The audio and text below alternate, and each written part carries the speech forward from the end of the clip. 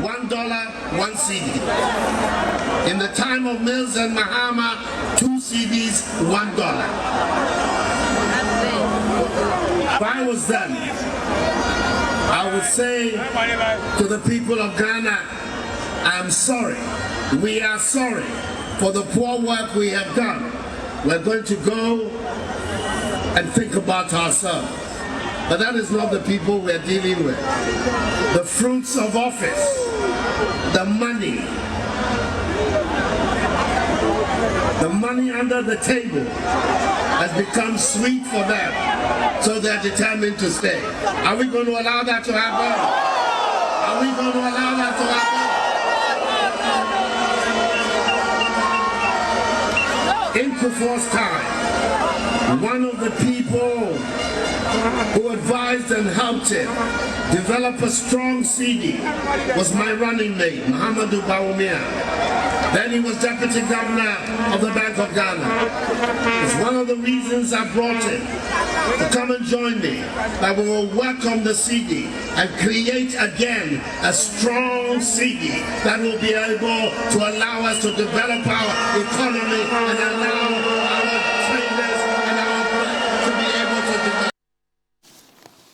The reality of the situation is not lost on all of us.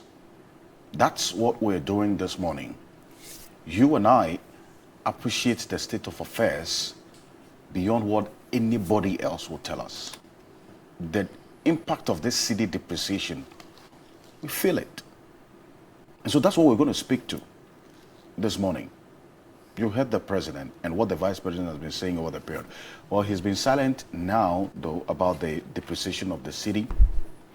But take a look at this. If you are a businessman, or anybody for that matter, look, the dollar crossed the 15 cedi mark on Thursday. The bids went beyond 15 cedis, 30 pesos. Now, a quick example. If in January, the last 3 months, a month-to-month analysis of the decline in value of the cedi, August 19 was 10 cedis to the dollar, September 19, 11 cedis. Just 2 days ago, saw a 15 cedi jump. In fact, we started this week with 12 cedis to the dollar. And in the last 7 days is what we've witnessed.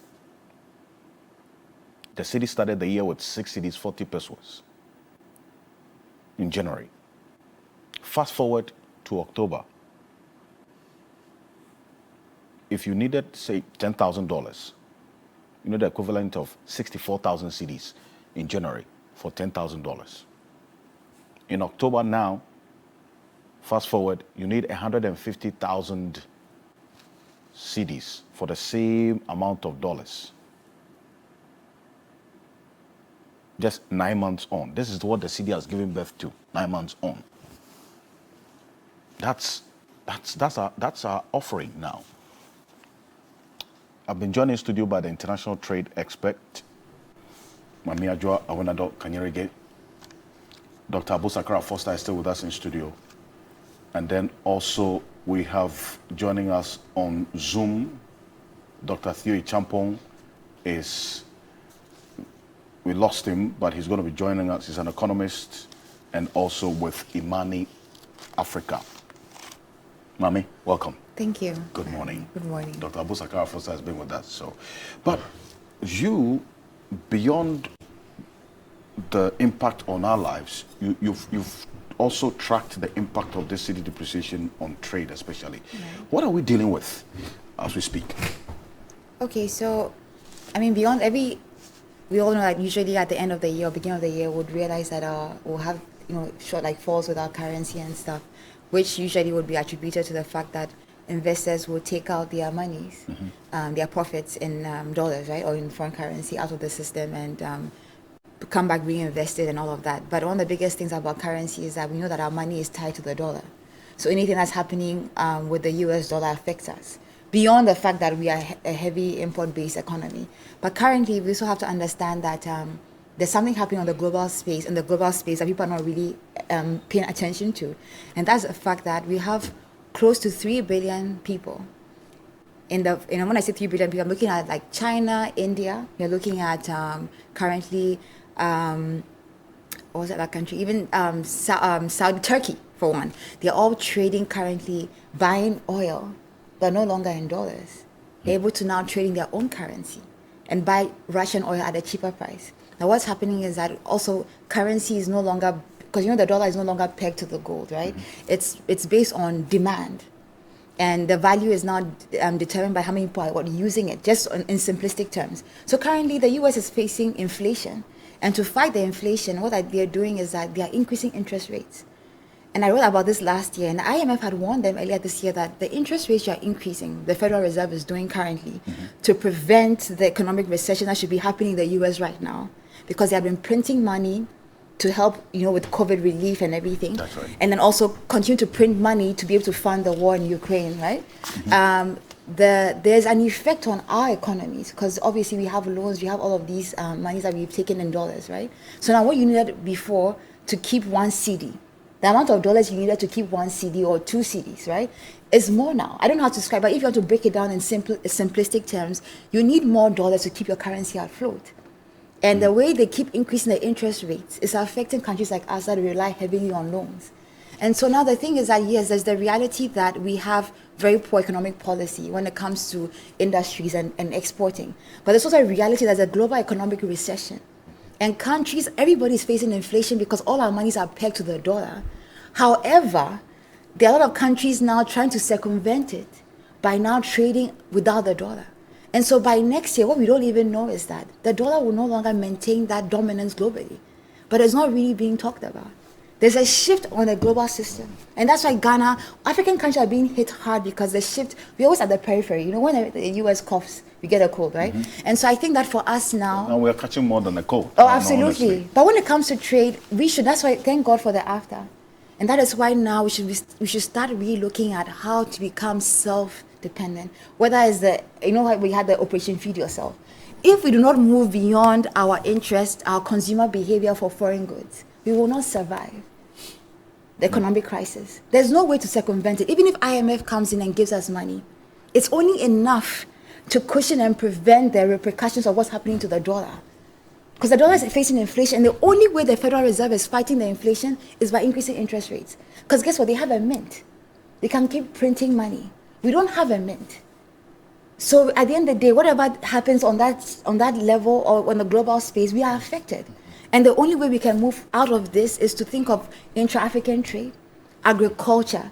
If you don't like, you have a taste for foreign goods, forget it. We will never make it out of this economic crisis. So I even think that the crisis is actually a big wake-up call for us to re-look at our policy and think of how do we now start pushing for our industries to start producing locally, and how we can be less dependent, on aid and foreign goods. Honestly, I think that's the only way when it comes to trade. Improving on the local capacity to produce, Absolutely. to meet demand. Absolutely. You talk about the AFCFTA. I mean, Right. look, you would need your local industries Absolutely. to be strengthened and actually have a hold on the market even before opening up. I think that's been the fear of the likes of Nigeria and others that, Right. look, already our small businesses are finding their feet. Right. Now we want to open up our market to the whole of Africa to Right. come and feed. Right. Has there been the deliberate policy to strengthen local industry to effectively compete Right. in this AFCFTA? Yeah. Because you made reference to it. Right. In respect to Ghana, I think that we haven't done enough, and I'll tell you why. Because I feel like the approach we're using is wrong. Now, Nigeria, for one, they've been heavily focused on consumer behavior, and so for a long time, they've been pushing for eating their own rice. In Ghana, it's very different. And one of the biggest concerns that Nigeria had was inferior goods entering their market through Benin, and countries like us that are very lax when it comes to importation. However, I made this argument. I said that we don't have the capacity right now, okay, to support our local industries when it comes to because of energy costs and everything. However, we can begin to partner, collaborate within the region. We don't have a choice. Like I'm telling you, like I can sit here and talk about it. We don't have a choice but to collaborate. What do I mean by that? We don't have to compete with. I told somebody, you don't have to compete with Burkina Faso to produce tomatoes. You can actually sit with the Burkina president and say, look, let's have a factory. Set it up. Let's say, for example, you have it in the north. And start competing with Gino and the rest. So you can compete with South South. So what happens is that we are now producing, whether it's Burkina and Ghana, producing tomatoes for that factory to export within the West African market. So now we're not selling only for the Ghanaian market, but now we become the go-to for tomatoes in West Africa. Like things like this are the only way, the comparative advantage, the only way we can actually circumvent what is happening. Because people are going to keep crying. The dollar, like I said, IMF doesn't come to help you achieve economic development. It was never designed for that, the Bretton Woods. Right? That they are coming, they want to help you prepare your economy to even be investor attractive. But what do investors come for? They come for profit. They will still take their money out again in foreign currency.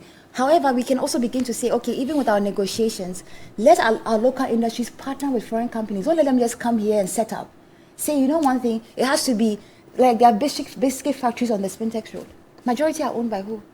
By Indians. By Lebanese. Why don't we say, okay, fine, now come and set up, but then we have a clause.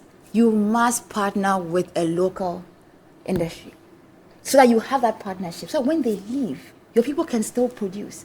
They said Volkswagen was coming. I said, my goodness, Volkswagen could have partnered with Kantanga, for example, and other small industries. Set up a big plant in Ghana, and then you can export to West Africa. Don't let them just come like that. So there has to be partnership, collaboration, and I think it's the only way we can circumvent the global economic crisis that is coming, because the U.S. is in for a recession. Fitch has actually expressed that by April, we will see the repercussions of what the Federal Reserve is doing, and will be hard hit if we don't look at new ways to look at it. Dr. Busakara Foster, we started this, you touched a bit on it earlier. Mm-hmm. Is there the political will to take those hard decisions that Mame is talking about, as against the individual interests of politicians? So, for instance, a typical example, we made reference to the poultry industry. Mm-hmm. We spend millions of dollars importing dead chicken into this country, right? Some of them a year, 2 years old. That's what we're chewing, right? We have the sugar factory. Because of the politics, still we're in this current state, we are importing tons and tons of sugar, millions of dollars. In fact, this week, I got to know that we're spending over $400 million importing tomatoes from Burkina Faso, Benin, Togo, and South Africa, and the Netherlands, 5 countries. $400 million importing tomatoes. That when you put seeds in water and you throw it on the ground, tomatoes will grow. We are importing $400 million. What's happening? Well, I think first of all, let's go to the bigger issues, because Mami has pointed out an area that we did not discuss in our previous discussion. Indeed. Because we discussed more of the internal drivers and, for reform in our approach and also in the tools that we're using. There are also external drivers, and this is what she has spoken to now. And you must even situate your internal measures within the context of the external drivers. This is why I told you that we need to reset the development agenda for the nation. It's not a matter of twinkling with this and twinkling with that. Those things are not going to help. It is time to reset the development agenda, taking into account what the current external situation is, and finding your locus in there, and then reusing the tools internally to get to the best place that you can be.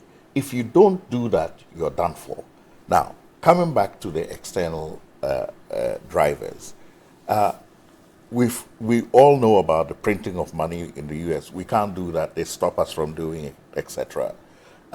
We also know about the emerging bloc that are trying to break away from the petrodollar and have effectively done it. It always takes a catastrophe, a crisis, for major things to change on the global scene.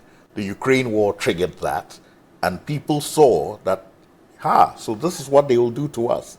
Let's take these measures. I'm not speaking for Russia or anything like that. I'm just saying that as an individual who is rational, when a situation happens, you apply logic, and then you also address the situation in a way that takes care of you. Other people can take care of themselves. This global thing is happening. And the African countries have not sat down to say, so, how are we going to take care of us? What things can we do within this new emerging global power balance, economic order to take care of ourselves? If you don't do that, the situation will change and you will still be at the bottom. You will still be the victim. You will still be the exploited. But this is a time when we must think anew to say that, look, we can't control certain things, but the things that we can control, let us use those to reposition ourselves. Let us use our emerging bloc as one of the most populous nations, and definitely the one with the most populous number of youth. Leverage on that to reposition ourselves and our own markets in relation to the rest of the world. Let us also begin to look at how we arrive at decision making within the individual nations. If politics has been overly influential in driving decisions, even against rationality, let's reduce its role in that and make it more responsive to this reality on the ground. These are issues which, if you don't sit down and talk about them and come to the solutions you need, you can't really go on. You will be doing things. A drowning man will hang even onto a handkerchief in order to avoid drowning, but he will go down. So you have to have a plan. Now, already we see how the situation has panned out globally, with America heading towards recession. Europe is not far behind. Interest rates are increasing all the time. Our interest, they are calling 7-8% high, and we are 30-something% now and That's rising. 7.9. You know, That's 7.2, yes, you see, and our depreciation is more than 45%. If they get to 10% depreciation, hey, the crisis, we sack the prime minister, and so on and so forth. So these are parameters. The parameters that we use for decision making and measuring our development and the progress of our economy, we have chosen to use the same parameters as them. But the level of sensitivity in our economy is so much more than their economy. So we ourselves have to question, are these the right parameters that we should be using? You are 3% of the entire global trade, all of Africa. And if you want to calculate Ghana, I think it is 0.00018%, something like that. Are you with me? And you are using the same ruler as these other giants to be measuring yourself. Does that make any sense? We have talked about using Human Development Index as our measure of growth, not the GDP, are you with me, that other people have been using. Because GDP in their country means something. They have a structured economy, they have an industrial base, their agriculture is firm, and they have sophisticated industries, etc. All these together, when you touch one thing, it touches all the other things, and you say, yes, it has an influence. Here we have a GDP which is measured largely on a formal economy and captures very little of the informal economy, which is the bigger percentage, and you want to use it to measure your growth in your economy. And then when you massage it and it goes up a little bit, you're happy with yourself and you have a good dance. But now, where is it now? The bottom has fallen out because it is not based really on production.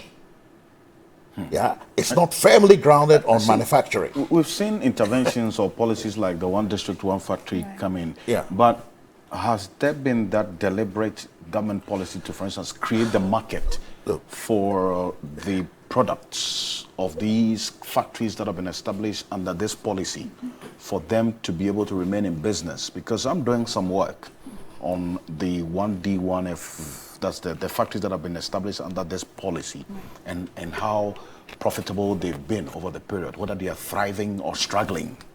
And the evidence is quite worrying, to say the least, that beyond establishing the policy, and I don't know if you have seen anything different being done about a deliberate attempt to create the market for, say, for instance, Daco Farms, that we've put the taxpayers' money in to revive the factory. But yet we have about over 90% of the chicken coming in imported. We have put money in some processing company. In fact, there's actually a tomato processing factory under the 1D, 1F. And then we're importing over $400 million worth of tomatoes. Where is the disconnect? And this is to both of you. Maybe not Mommy. Yeah, okay. Yes. So, just to say that I think that, so to create the market, there's a realization that you need to meet economies of scale in the sense that production has to also be, the cost of production must be low, because even though you may produce, the cost of the products may be too high. I'm trying to simplify it a bit. So basically, if you're thinking about agriculture, investment so when it comes to the first stage of agriculture, when it comes to production and everything, it's very costly. So the capital is capital intensive. However, when it comes to the Dako Farm story, for one, somebody was saying, okay, government can say this. Dako Farms, you produce this amount of chicken. We will take it from you. We will pay, right? And then we'll distribute it to the population to be able to buy. So Dako Farms knows that government is buying our chicken. It's like a governmental policy to say that we're going to try to focus on eating locally produced chicken.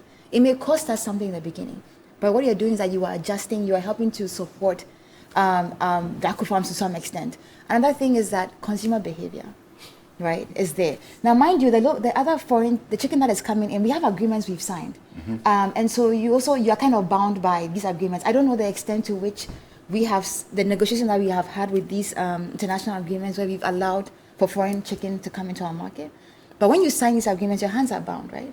Now, how do you circumvent, because these people, the chicken being produced in the US for one, these farmers have subsidies. So they produce at a very cheap cost and they can send it here at any price. Even the chicken, mind you, sometimes you can't trust how organic the chicken is. Indeed. Right. So it comes into your market. Okay, now you're thinking, wait, okay, how do we circumvent this thing?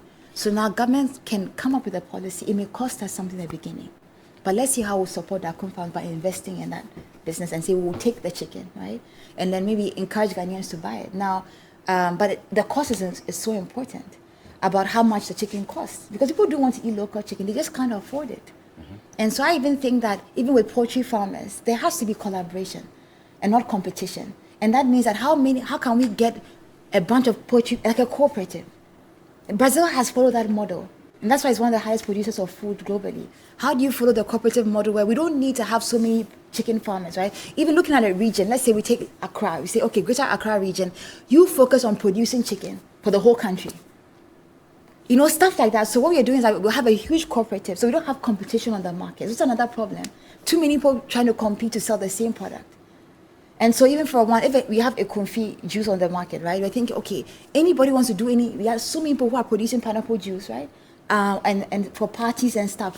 Why don't we put all of them together and see how they can all tie into the Econfi brand? And see that we can now have one huge, because we have a small market, so Ghana is not big. That is why the AFTA is also important. So if it's for the Ghana market, let us focus on cooperatives, the collaboration element of having more people collaborating and competing. So that at the end of the day, you are spending less. If it's a cooperative, everybody has ownership in the business. So let's say, for example, go to the central region. Hey, take palm oil for one. We have a huge cooperative in the central region. The farmers can have ownership in the business too, right? And now and for the cooperative model also, mindset, I tell you, is expensive. So if you don't invest in adjusting mindset, you're going to also have a big shortfall, because you can have the farmer, somebody who say, hey, no, I want to be doing it my way, right? So there has to be even money invested in sensitization, in training, because a lot of our mindset is based on survival. That means, what will I eat now? Not 5 years, not 10 years. And that is very costly. That's a poverty mindset. You eat your seed even before it takes harvest. So how do you address that? And people don't understand that. Even foreign countries, developed nations, they invest in programming, mental programming. When you watch Hollywood movies and you see a Ford car in the movie, you think it's for nothing? It's marketing. So we are all being programmed. Every time you look at, people see sausage and they think that, hey, you're eating something so special, right? It's programming from things you've watched. So government can even influence consumer behavior by pushing programs that shift people's mind from foreign goods to local goods. You have to do that. India has done it. China does it. Our minds are constantly programmed by what we watch. So we have to invest in that. That's why I even think government must begin to take stakeholders from across board, a multidisciplinary approach. He rightfully said, HDI looks at the standard of living, not GDP. If you pump, as soon as government spends, whether it's loans or whatever, GDP will go up. So you may celebrate GDP, means nothing. But look at how much are people earning per day. That's how you know the value of our how whether we are being developed. So I really think that government must really engage stakeholders from across board, whether it's the psychologists, because you need psychology. Trust me. You know the mind. At a time like this, yes, obviously. you need everything to come into play to be able The to come up with mental good stress. policy. Yeah, so I really feel like there has to be a consultation across board to see how we can address our economic crisis. And that Very, I'll very throw that important in. point. So I'll The leave that points to that you. you make. Well, you see, the two key things: economies of scale, and also competitiveness and trade policy. Economies of scale. When you are planning as a country, you can't talk about what Kojo did on his farm, and what Efua is doing in their store. Are you with me? You have to look at the bigger picture. And one of the problems that we've had is that the bigger picture has not been structured and organized, because we bought into this idea that private sector is the engine of growth. Open the doors, let everybody run. And then you all run and climb over each other, and the end result, you're all down. Are you with me? Yes, private sector growth is important, but it has to be structured in such a way that it enhances the common good. Private sector growth cannot just happen in a vacuum. It has to be directed and structured in a way that it enhances the common good. And by the common good, I mean the impact on the welfare of the ordinary person in society. So when we have these interventions that we're talking about, and we're asking why are these things, why do we have these deficits? Why doesn't this go up? Those are at a certain level, but they're operating within a framework. And if the framework have constrained them, if you put 7-foot tall people in a room that is only 4 foot, they cannot stand up to their full height. They will have to bend over and be walking. And that is what we have consigned the current generation of Ghanaians to. The independence generation Ghanaians were allowed to flourish to their full potential under the First Republic, because they were made to believe they were as good as anybody else. We were made to believe we can do things here and we can produce our own things here, and we started doing it. Are you with me? But somewhere along the line, just because of this issue called democracy and somebody wanting to be in power quicker than the time he's supposed to be, we decided to park that agenda so we could begin this game of 4 years for you, 4 years for me, 4 years for you, 4 years for me. It has a cost, and it has cost the nation dearly.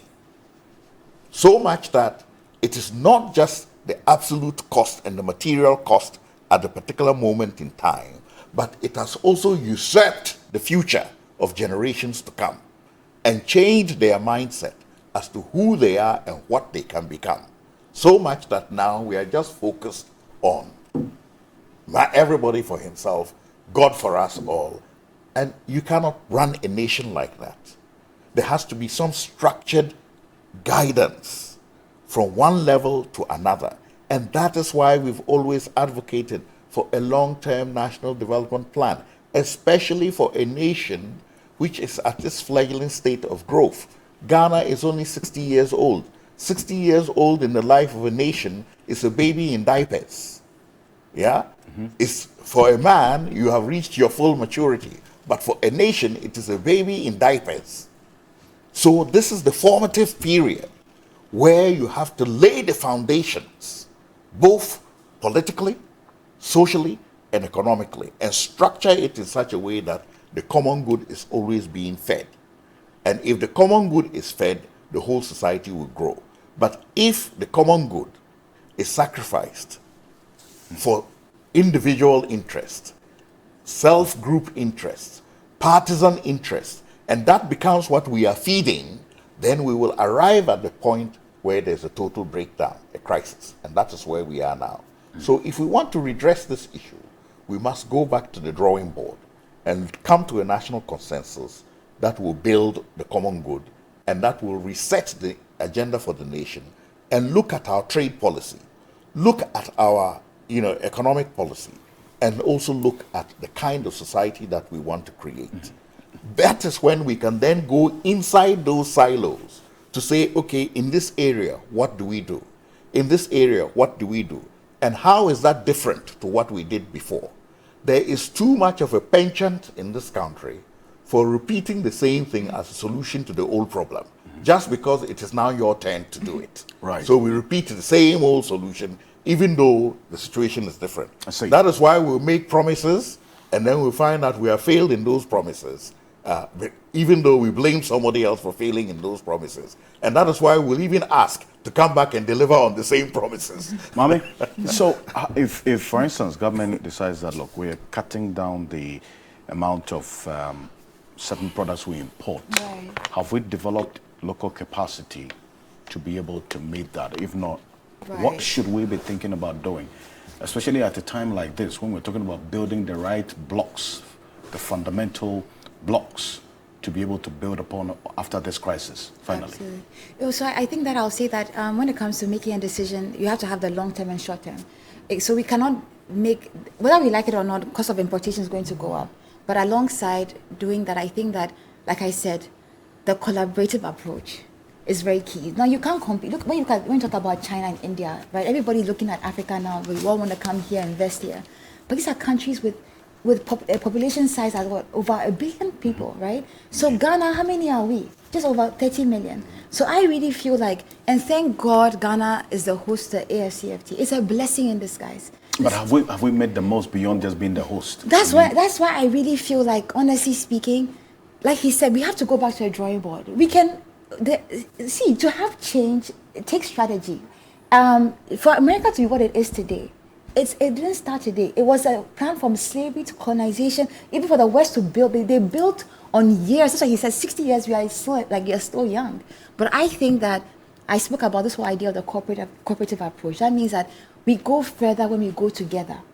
You don't need, for example, I give you a very simple example. You don't need 10 kinky sellers on one street, right? Let's simplify it. If all these sellers say, let's have one kinky house, in quote, where we are producing kinky for the entire community, that's something. Taxi drivers, by now you should have had a proper structured transport situation that can compete with Uber and Bolt. You understand? Because Uber and Bolt are all owned by foreigners. In fact, I heard that both, I don't know if I'm correct, but Taxify, it started as Taxify, which was actually, I heard... there's a whole history to it, but selling, I understand yes. the context We need to do that, or else we will not... The global economic crisis is looming. We are suffering, and life is getting harder. But I feel like we can only circumvent it when we begin to look within. And when things get hard, all it means is that, guess what? The solution you're looking for is not outside, it's within you. And we have what it takes. And the people are feeling so hopeless. They shouldn't. Because guess what? We have the answers to solve our problems. And things will get better if we really start looking within to go to the next level. And that's what I'll end with. Mami Adwoa Awenado Kanyerege is an international trade expert, and she's passionate about the AFCFTA. Let me just add that. Thank you, Mami, for coming. And Dr. Abosakara Foster has been with us from the get-go. He is an agronomist consultant, and also he is the founder of the National Interest Movement. And on behalf of the team, thank you so much for staying with us here on Key Point. Have a great weekend. I am Alfred Okansi. Good morning. In the time of Mills and Mahama, 2 CDs, $1. If I was them, I would say to the people of Ghana, I'm sorry. We are sorry for the poor work we have done. We're going to go and think about ourselves. But that is not the people we're dealing with. The fruits of office, the money under the table has become sweet for them, so they're determined to stay. Are we going to allow that to happen? Are we going to allow that to happen? In Kufuor's time, One of the people who advised and helped him develop a strong CD was my running mate, Muhammadu Bawumia. Then he was deputy governor of the Bank of Ghana. It's one of the reasons I brought him to come and join me, that we will work on the CD and create again a strong CD that will be able to allow us to develop our economy and allow our trade